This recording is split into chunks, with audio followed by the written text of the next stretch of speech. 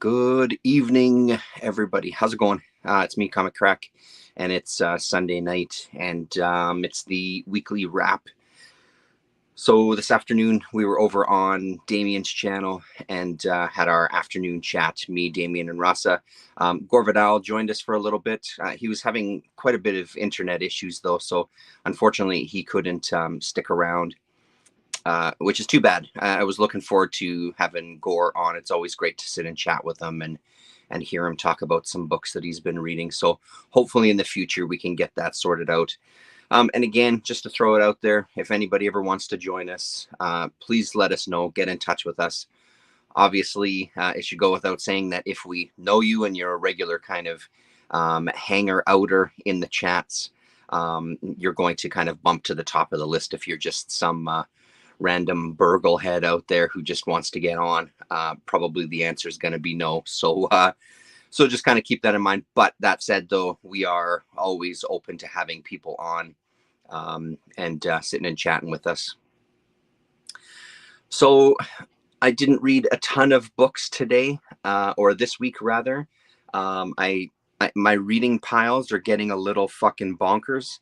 I have to get shit put away. I've got to organize some stuff that's up on top there. Like, it's getting to a point where I'm not really comfortable with it. So I do gotta kind of really hit it hard with my reading over the next couple of weeks. One of the things that we'll talk about, I guess, before we kind of jump into it, all of this nonsense about Twitter has been going on. Don't really want to talk about it too much, but the one thing I will say is this, that there's a lot of great creators and there's a lot of great independent comic sellers and stuff on there, and independent comic publishers as well that use these platforms as kind of the main way to keep in touch with people and let them know when they have new stuff in. I've been following Domino Books for a long time. I don't even know how long at this point, and I think it's mostly due to, again, as per the oh geez, I've forgotten how to say her name now. Genevieve. I apologize for butchering her name after I've just been saying it so well lately, or really trying anyway. So like that, I think I have to thank Ryan Carey for the shout out to kind of Domino Books and kind of really focusing my attention on Domino and everything that Austin English has there on his website. I've ordered from Domino a number of times at this point. So Domino has a mailing list as well too. So if you go to Domino's page on Twitter, there should be a posting about getting on the mailing list and where you have to send an email to and what the subject line should say. I would just say, be careful. Make sure the subject line says what the intention is there. From what I understand, Austin is kind of filing those emails in a very specific way. So if he doesn't see that subject line, it might get missed.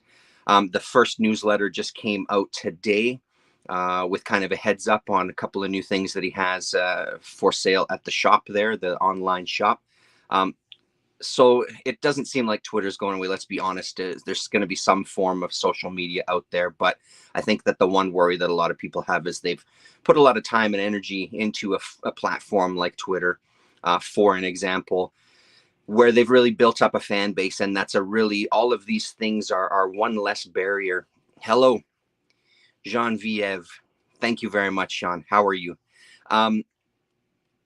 So the importance of platforms like that, it's one less step where you don't have to have someone else with their hands in your pocket, right? So that direct kind of communication with the fans and the customers, I guess, is really helpful to these small independent publishers. So I would encourage you all to get in touch with Austin at Domino Books and say that you want to be on the mailing list.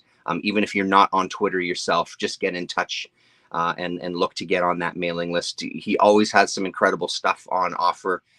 He's had at times he's had a really good collection of underground comics as well too on the site, but a lot of kind of modern, independent, self-published works on there that are absolutely worth supporting. So that's my spiel about that. So let's just get into the books. One of the things I'll also say for our music, one of the things I'll also say if for music for this week is that I kind of rediscovered the label Finders Keepers just on Thursday, probably. I saw posting somebody, Finders Keepers released a 7-inch, a 45 of 2 tracks from the Belladonna of Sadness animated movie, which is an incredible movie, beautiful music by Masahiko Yuto, maybe. I'm blanking on the name, but the music is incredible. So I started listening and kind of going back into their back catalog. Really good to go into their back catalog, and kind of that's been the soundtrack for, you know, even the weekend in a couple of days. So it's been great. So I would say check them out if you don't know Finders Keepers. You can find them on Bandcamp, like most of the stuff that I'm into these days. I tend to find a lot of really great stuff on Bandcamp. Yes, I figured out of anybody, Sean, you would know Finders Keepers for sure. Really, really well worth your time for a lot of great music. So this will be stuff I talked about already on the show today. So if you were there for the whole time, it probably won't be anything new from what I'm going to say. There'll be kind of shorter reviews. I'd encourage people to go and kind of check out that Sunday show and join us on Sundays. So the first thing up is Shaolin Cowboy. I couldn't resist. There's some books that I do like, kind of supporting them by buying a couple of copies when I can afford it. And this last time, I could definitely afford it. So this is the final issue in the Cruel to Be Kin, and apparently what is the final Shaolin Cowboy volume. This is issue number 7.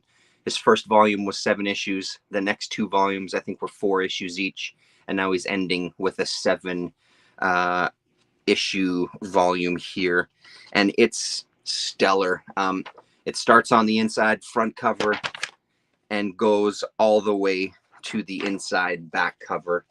Not a single ad. The credits are on the back cover itself. I think Damien was saying it was 30 pages this time. There's no page numbers on it. But it's thicker than normal, and it's fan-frickin-tastic. Sorry, let's just take care of that. So it's fantastic. This whole series has been really great. I feel like he's maybe working through some aggression issues here when it comes to kind of the political climate and his view of it from France. Does he live in France or does he live in Japan? I think it was Japan, isn't it? Or maybe he's in Japan right now for a convention. I don't remember. Basically, though, not in North America, not living in the United States. One of the things that we've talked about on the Sunday chat too is just the detail. His stuff is always very detailed. The cityscape is even more detailed than normal. All of the signage. Hello, Lefty. Well, thank you very much for making an exception there, Lefty. That's great to see you. It's been a while, besides on Fridays on Jared's channel. The level of detail in this one. Oh, yes. I would let's pause for a moment and take note of this comment. 100% correct. Numero Group. When I first discovered Numero Group and some compilations, man, and Light in the Attic and Now Again, yeah, absolutely. Very, very, very highly recommended. I'm a second on all of these recommendations. The detail in the cityscapes, the notebooks that must be around with names for various signs in the city. It must be just immense at this point. You're getting a full-on battle here. There's nothing that you don't expect if you know anything about Shaolin Cowboy. It's exactly as you would expect. It's just fucking incredible. Ultra-violent monsters, ridiculous jokes, just a lot of really, really great stuff. A couple of moments that were highlights for me. The one of the moments would be this. Let's see if we can find that image. One of the moments is the knives and weapons on the teats of the pig, and then he's got earrings. One is a pistol, I think. Later on, yeah, one's a gun and one's something else. I can't quite see it in that picture. That was one really good moment, and another one that I got a kick out of because I'm just as childish at times with some of this stuff. Where's that little caption here? Sadly, it's not the season, and since you won't wee all the way home, Couchon, you little piggy are going to the market. And then there's a little star and says Couchon is French for pig. I hope the inclusion of this word will make this must reading in French classes everywhere.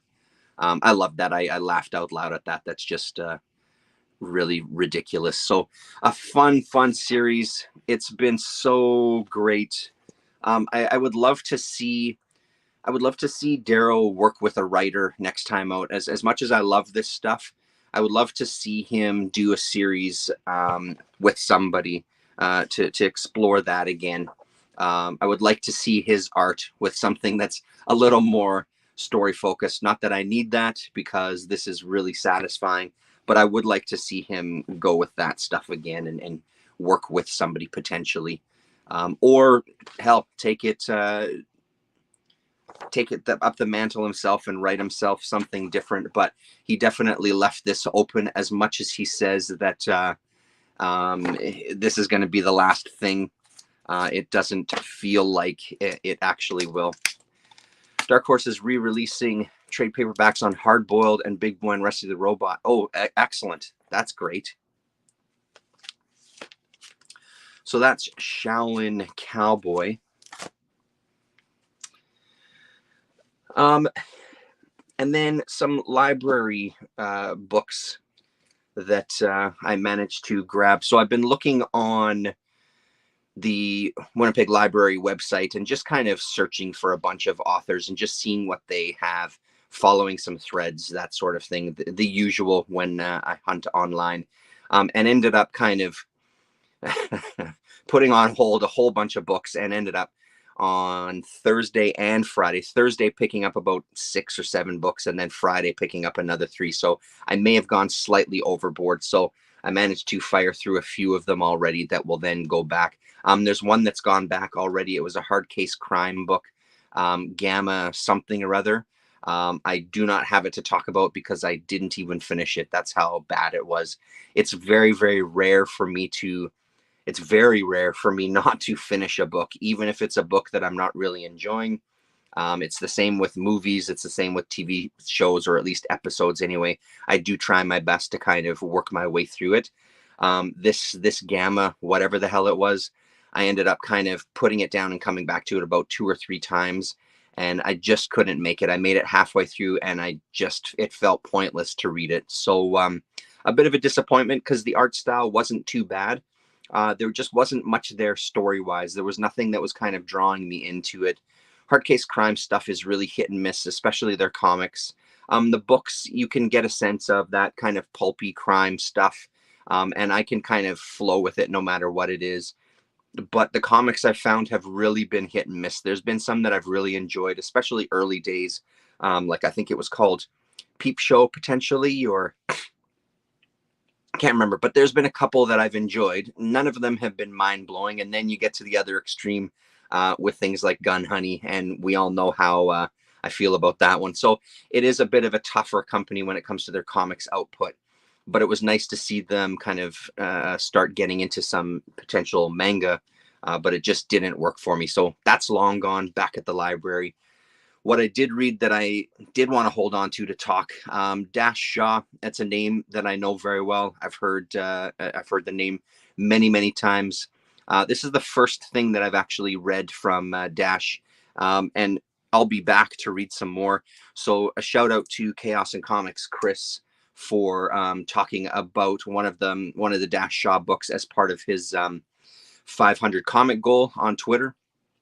So I've seen it on Twitter and on Instagram, and it looked incredible, especially the coloring of it seemed to be kind of like, he was describing it on Instagram as kind of like someone doing a painting behind kind of the comic panels. So the colors didn't exactly relate to the images. It was more an extra piece, which was fantastic.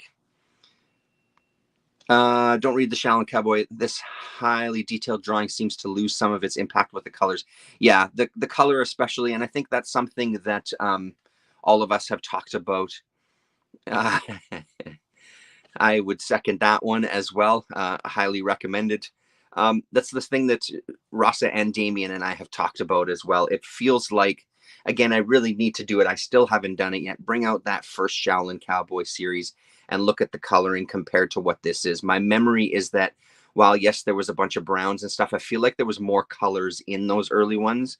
The color palette isn't the best. It does kind of have a tendency to make everything blend a little bit, but I think that also lends itself to his art and his kind of dense style. It becomes even more kind of noisy, you know, where you really have to cut through that noise to catch some of the pieces that are in there. So I feel like it gives you this, it hits you even harder when everything is kind of sort of in that color wheel or palette or whatever, if that makes any sense. So the basic premise of this book is our main character that we get introduced to at the beginning is going out for a walk. She goes to a pool, slips and falls, and someone saves her. She passes out. They start this relationship, and at one point, her daughter comes to see her, and she's a bit nervous about talking to her daughter about her new relationship because she doesn't know how she's going to take it. When the daughter does come, she starts talking about that you're actually dead. I'm a doctor. I'm here. We've hooked you up to these machines, and I'm inside your brain, and I'm taking the form of somebody that you know to kind of try to draw you out of this. You're basically in a coma, and you're almost you're dying. So if you don't come with me and kind of listen to what I'm saying, you're gonna die. It's a really unique premise, even though I've explained it very sloppily there. The colors are incredible, especially at the beginning. I found them because the story was sort of like a page, a scene, next page is a different scene, and it kind of jumps through. I found that the coloring reinforced that because she's sort of in her head and living through these moments. Much of his work, I think, Bottomless Belly Button, Body World, New School, Cosplayers, all very cosplayers they have at the library. So I put that one on hold. They didn't have anything else of his at the library, unfortunately, but Cosplayers was the next one that I'm going to be grabbing there. But I'll absolutely be digging into more. I'm going to look into next to see if I can make requests through the library to see if they'll bring books in to carry on the shelves. Who knows? We'll see how that goes. So the coloring for the first chunk, I thought, did a really good job of that. When the story started getting into its kind of rhythm and we started focusing on other characters, the colors seemed to be really secondary. It wasn't necessarily an emotional thing. There wasn't any, in my reading, there didn't appear to be a specific rhyme or reason for the coloring. Now, of course, that's just my opinion on it. What it did do at moments, though, they would pop in these panels, and there was a couple of pages that were just black and white. Those really had an impact. And the one page later on, especially, that was just black and white. I don't remember exactly. Yeah, I feel like I don't want to show you the page because I don't want to. Well, there's a few pages that I'm looking. I don't want to show you the pages because I don't want to show you too much later on in this, because I do feel like it's a story you need to kind of see unfold.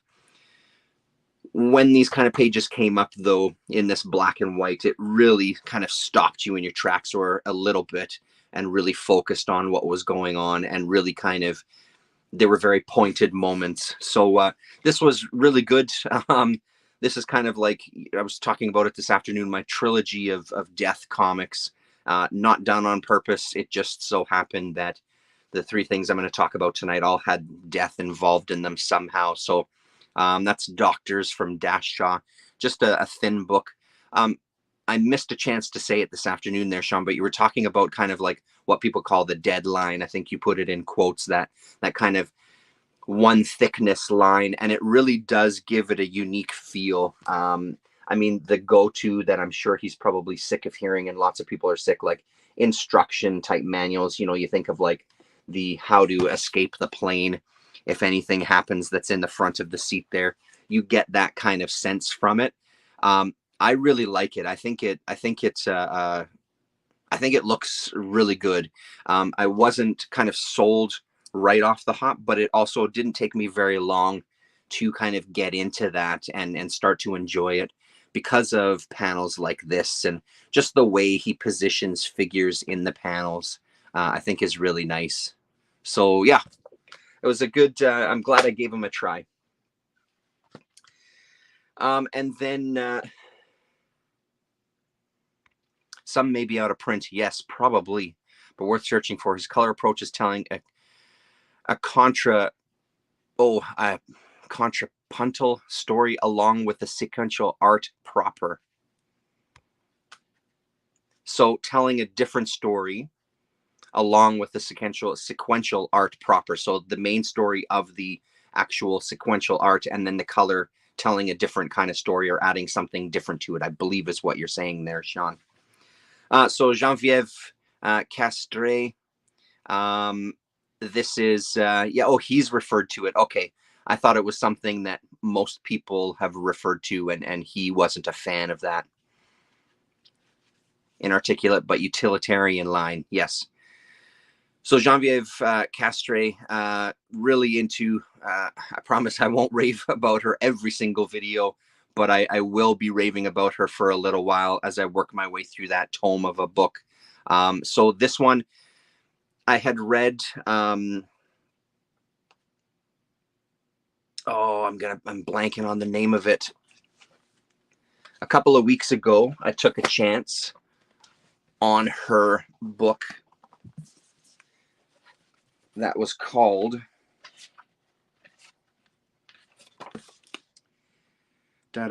Susceptible. It was called Susceptible.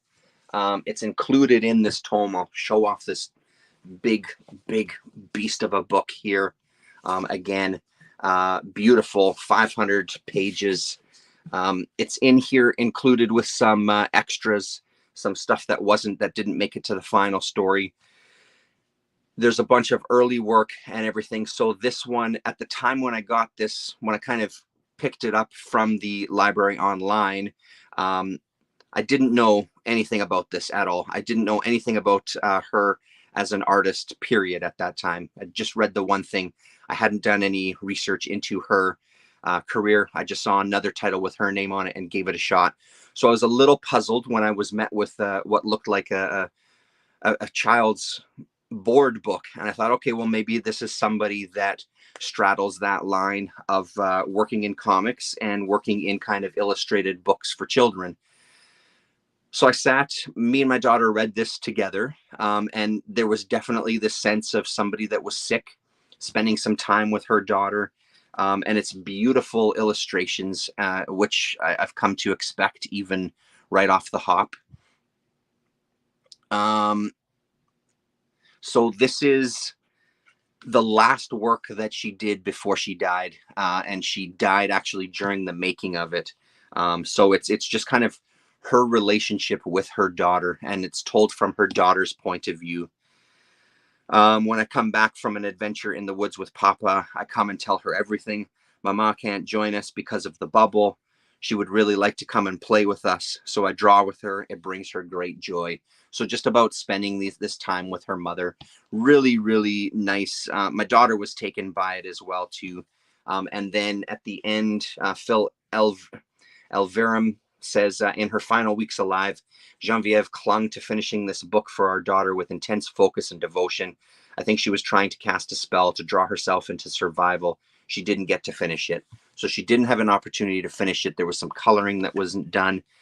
She didn't have a chance to put the bubbles around the figures yet. She was still experimenting in the collected works there. You can see some of those experimentations. Big questions. I have to start making notes for myself is what I need to do. Anyway, Big Questions, Tongues. That artist kind of helped finish it. Anders Nilsson. Bubbles, lettering, and some small unfinished areas of the artwork were completed for publication by Anders Nilsson. So this came out posthumously, and it's beautiful. It's a really, really beautiful little book. It makes complete sense in its presentation as a board book. It makes complete sense all wrapped up when you know the full story. So in the tome here, it's also printed in here as well, with a bunch of with a couple of extras, like I said, some of the sketches and things. If it's possible, I will see if I can show some of the pages. It is really beefy, so for this setup it might not be the easiest.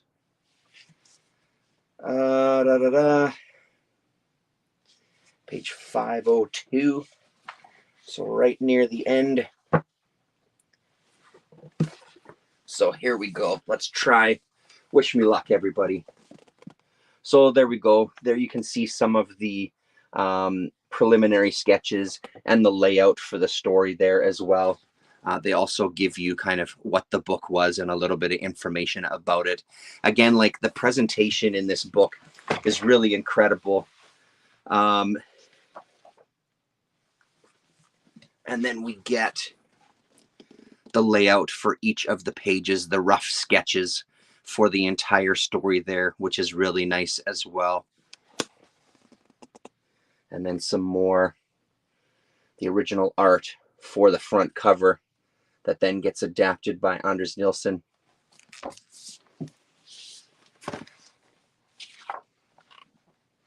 And then they go through it page by page with her original art on top, and then Anders Nilsson's a kind of finished piece on the bottom, how it appeared in the book. So that's a really, really nice way to end this collected work here, by showing her original drawings even before it was lettered. Fantastic stuff. So yeah, I mean, it's beautiful. It's tough to hold this whole thing up, so I'll show you that anyway, but I can't recommend it enough. Amazing artist. I spent a good hour and a half last night slowly flipping through the next 100 pages in the book, listening to a bunch of her music. You can find a bunch of it on YouTube. Well worth checking out. So beautiful stuff there. Where am I putting stuff? Let's put that up there. And then finally, yes, finally. So finally for tonight, Wolf, yeah. Before learning for cartoons, you must listen to two. So I started listening to that album last night, actually. So I went on Discogs, the ever handy dandy Discogs, and searched her up and found things that she had worked on and kind of bookmarked stuff and made some notes for myself of albums to keep an eye out for. Did some hunting to see how easy some of the actual albums, because that one, pardon me, that one is talked about in the book as well here. And they show a bunch of the art that comes with that book, or that record, rather. Excuse me. So yeah, some really nice stuff. And there's a couple of live performances as well too that are well worth checking out, that are archived up on YouTube. One that I watched last night or the night before, a live performance in Japan at a gallery opening, just playing one song, but it's just exceptional. Her voice is exceptional. Like, she really belts out this song as she kind of makes these loops with guitar and her voice and stuff, and then sings over top of it. Really, really nice. And just kind of shots of the audience just really immersed in it and really in the moment. It's really, really great stuff. So finally tonight is Three Shadows by Cyril Pedrosa, the third book now with Cyril Pedrosa's art. The Golden Age volumes 1 and 2 were the first things that I read, and then Portugal was the next one that I got from the library. So this is all they have for Pedrosa at our library. So I don't know what I'm going to do next, because I need some more. This one was also incredible. I really enjoyed reading this. Pedrosa's style is beautiful in everything that he's done. It's amazing to see his black and white work, though. He's got an amazing quality to stuff, and kind of the way he can change mood is incredible with through all this. I feel like I just use the same words over and over again when I talk about some of these books, but it's just truly how I feel. So, and the sense of like animation in his characters within these books is always impressive to see, and that's from his background of doing some animation for Disney, or at least storyboarding. I'm not sure if he did any final animation. I think he worked on like Hunchback of Notre Dame and a couple of other things. He does, while that is kind of the basis of his style. Paulo Costa was talking in Jared's chat on Friday, Jared Osborne's chat, when his name came up, that he does change his style depending on the work. And I would agree with that. But I do feel like there's a real core to his art that comes from that Disney, classic Disney animation style, that I just really, really love. I was talking to Earl Grey about it a little bit in the comments, and he was saying that that was one of the things that kind of turned him off of exploring Pedrosa, and I can 100% see that. It really works for me. That is a part of my DNA growing up. Seeing that preliminary art for Disney stuff, seeing the background paintings for those classic Disney movies, there's something about that that's really resonates with me. So as you can see, he's got some of this cleaner line going on here, which is great. But then he's also able to, yes, I started watching a bit of Avon Earl and looking for some books and stuff too. Yes. Let's see if I can find the section. So the basic premise of this is that it's this husband and wife and their son on this farm. The first few pages, the first chunk of pages here, just kind of showing their everyday life, the fun that they have and kind of playing and stuff. And one day there's three riders that appear on the horizon and kind of send a chill through the mother. What are they doing? They don't come any closer. They just stand off in the back and just stare at us. The little boy sees them in the middle of the night when he looks out the window, again, just up on the hill, staring at them, which is kind of eerie. So the father kind of brushes it off at first, but you can see that he does get a little, he's in kind of guard mode now, where he's just kind of scanning every time they're outside. He's scanning the hill and just kind of keeping an eye on things. And one night, she decides that she wants to go into the village to talk to this old woman who is sort of a witch or a seer, I guess, to see if she can help with explaining what the hell is going on. He is opposed to it, but she's going to go and do it anyway. And then we get some of these more expressive brush strokes here, some dry brushing potentially with my limited language on these things. And the energy that comes when the father kind of has had enough and runs outside to chase off these three and kind of try to confront them and try to scare them off. These pages are so, so beautiful. Really, really nice stuff. And that energy kind of lasts for a few pages here, which is great. And I love this page. This is one of the highlights for me. The light coming from the house and the surrounding kind of darkness as he's standing there. So good.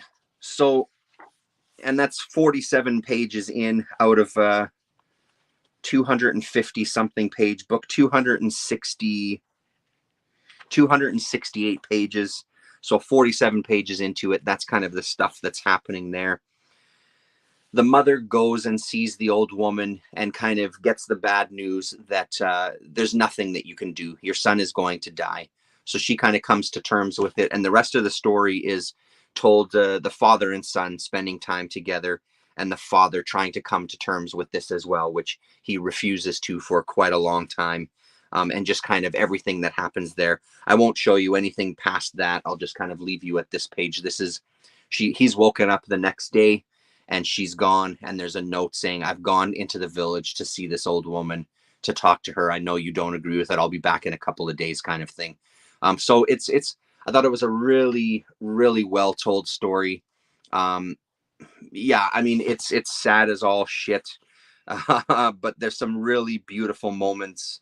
It ends on a really nice upbeat bit that's kind of bittersweet. Actually, I said I wouldn't show you any pages past that, so I will keep that promise. But this is from First Second again. So Three Shadows by Ciro Pedrosa. Recommended. Everything that I've read so far with Cyril's art in it, I've really enjoyed. But so it's hard to pick. It's hard to pick one over the other. I would just say anything that you see, give it a shot. It's well worth your time. And again, it's beautiful to see his art in black and white. Not that the coloring is bad in that other stuff by a long shot, because the coloring is phenomenal in that other stuff. But the black and white is really, really beautiful. And I hope that there's more translated into English that is black and white. I understand this. I can detest Disney as a corporate monstrosity and still find value in art produced under its studio system. Absolutely. And that's because that's exactly how I feel about it. I hate the princess kind of fantasy land, especially now having a daughter and seeing how that can affect a young girl. I hate that stuff. Thankfully, my daughter is into a lot of different things, so it's not just that. So I can see all that, and then the way that they treat their workers, et cetera, et cetera. But there is something to be said about kind of the artistry of the people that were working under that system. There's always going to be positives, even under these kind of corporate empires that are ultimately trying to keep you down and get as much out of you before they discard you. There's a lot of talent in there as well. And I mean, it's just a reality. I may not like Archie comics, but I can't deny that part of my youth growing up was reading a bunch of Archie comics, because those were the comics that were there. It's just a fact. And it's the same with Disney. It's just a fact. Disney was there. So I saw Walt Disney stuff. We watched Disney on Sunday. It's a part of my DNA, whether I have complex thoughts about it or not. You can't get away from that fact. So as is often the case with things like this. As I know, out of anybody, you'll be aware of that, Sean. We seem to be in tune about some of these things. Let's see. So to kind of end it off, we went to Red River Books, because there was a couple of books on a list that I added to my list that I wanted to hunt for. And I thought, we haven't been to Red River for a while. My daughter always ends up bringing a couple of bucks, and she bought herself a couple of books as well. She kind of has a little stash. She's got a little stockpile. Let's just say that they don't often clean the Red River bookshop, which is fine by me. I'm okay with that. There's stacks of books all over the place. Even on the comic bins, there's stacks of comics there as well. So she built herself a little kind of honey hole of books that she liked. They actually have moved and they were put away. So she was a little disappointed, because it's been a long time that they've been in the one spot that she stashed them away. So I only got a few books, but we'll just quickly show them. Eagle, issue number 10. When I was looking for Rick McCollum stuff, this one came up as something that Rick McCollum, I thought, worked on. I was very excited. I know the Eagle series. I was very excited to think that, hey, he did a fill-in issue. Unfortunately, that's not the case. He just did a pinup. Him and Bill Anderson, his inker of choice, they just do an Eagle pinup, and it's not even that phenomenal of a pinup. There's nothing wrong with it, but I don't associate this with like the best I've seen from McCollum. So I was slightly disappointed in that. This was the first thing I was going to dig into when I got home, just to see his art one more time, telling a story, but only a pinup. The rest of this book, it doesn't look horrible. Like I said, I've seen this around a whole bunch. It's something that pops up pretty much everywhere, even if it's only a couple of issues. He actually had, I think, about 10 or 11 issues of this at Red River. So if I do end up really liking this, maybe I will see about grabbing some more from him. So there you go. That's Eagle. Found the first issue of the first Terminal City miniseries. Now I've got both miniseries, which I'm looking forward to digging in. This is Dean Motter and Michael Lark from 1996. So this is exciting. I've been looking for this first issue for quite a while. I'm very, very curious about this Terminal City. And now I will finally get to dig into it. Let's see, show you a couple other pages here. This stuff, like, it looks really nice. So I'm looking forward to this one. It's Terminal City. The cartoonist Kayfabe guys did a video where they looked at some Jorge Zafino original art. I believe it was 6 pages from a, I'm not sure if it was previously unreleased comic from kind of a, it looked like it was going to be in some sort of Vampirella, creepy, eerie type of horror magazine. And it was beautiful. So I know Zafino from Winterworld, from Eclipse Comics. That's the first time I saw it. Well, what I thought was the first time I saw his stuff. It turns out that when I was a kid, when I was younger, I had a couple of issues of Terror Inc., at least issue number 1, because seeing that cover again brought back memories of, like, I remember staring at that thing, and they flipped through a couple of pages of that book in that video, and it brought back memories of that previously long forgotten. So I do know his stuff from this, but what I really know him from is that Winterworld, because I'm a big fan of that. So I made kind of a short list of books I would like to get from him. Now the downside of this stuff is that it's in color, which I don't personally think is the strongest stuff in what I've seen so far. But again, keep in mind, I haven't seen a ton of it, because these pages that they show on the Kayfabe channel, the black and white pages, are just extraordinary. They're really, really fantastic. Just his work on that, the layout, the inks, the everything about it. It's really, really nice. So I would strongly recommend going to check that out, even if you aren't a fan of the Kayfabe channel anymore.